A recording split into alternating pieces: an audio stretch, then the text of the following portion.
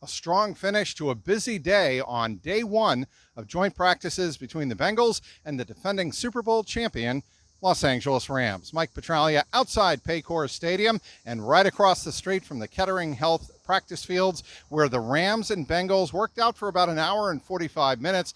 Plenty of action, but really the most significant appearance on the practice fields was someone who didn't practice. That would be Jessie Bates. After announcing on Tuesday that he had signed his franchise tender of $12.9 million, Bates spoke to the media here on Wednesday and said he's just happy to put the contract stuff behind him, the contract stuff that actually didn't get done, sign his franchise tender, and be back in the room bringing energy to his teammates. Teammates, he says, he loves to be around, loves to compete with, and Jessie Bates was wearing his traditional number 30 on the practice field here on Wednesday afternoon. He did individual drills and worked a lot on techniques in walkthrough situations with his defensive teammates, but when it came to 7-on-7s and 11-on-11s with the Rams, he was not on the field. He wasn't even in his jersey, but he was in pads and his full jersey uniform for the individual drills. But again, the bigger note to the Bengal players is they had one of the guys that brings a ton of energy to the locker room and a ton of energy to the field. They had him back in their presence, and they think that he will be ready for the season. As a matter of fact, Jessie Bates said beforehand in his press conference on Wednesday, absolutely, he'll be ready for the September 11th opener here at Paycor Stadium against the Pittsburgh Steelers. As for the play on the practice field itself, the day ended on a very good note for the Bengals in three different regards. First of all, Ja'Marr Chase made another spectacular Ja'Marr Chase-esque catch, a one-handed toe tap on the far sideline on a pass that he called a perfect one from Joe Burrow.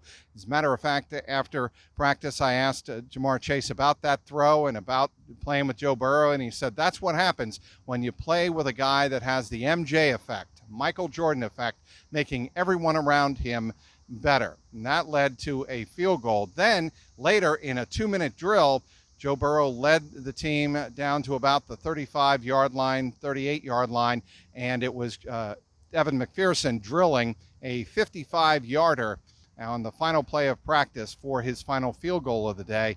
Evan McPherson missed a couple here on Wednesday afternoon, which is kind of unlike him. He has not had a practice where he's missed multiple field goals. Well, he did here on Wednesday, so there's always something to work on when you're a professional at this level, obviously, and certainly he and Darren Simmons will go to work and try to fix what might have gone wrong. Both field goals, by the way, that Evan McPherson missed, 5 of 7, both misses were wide right. As for some other good news, the Bengals defense, Von Bell picked off the Rams and Matthew Stafford late in practice, and they dodged an injury bullet when Mike Hilton and Trey Flowers collided on the play, knee-knocking, as a matter of fact, Mike Hilton told us afterwards. And Hilton said he's fine. Trey Flowers got up on his own power. He finished practice and walked off. So both of them appear to be okay and ready for practice again here on Thursday. One player who will not be in practice on Thursday and missed practice here on Wednesday, Eli Apple. He had fluid drained from his quadriceps, according to Zach Taylor. He announced that before practice here on Wednesday. Eli Apple will be away from the team for the next couple of days as he recuperates, but he is not expected to miss extended time, not at least at this point anyway. So it was Chido Awuzie and Trey Flowers getting reps at the starting corner positions for the Bengals here on Wednesday. Offensively, offensive line, it's what everybody's talking about. The starting left guard was, again, Cordell Volson. The starting right guard, Alex Kappa. The tackles, Jonah Williams.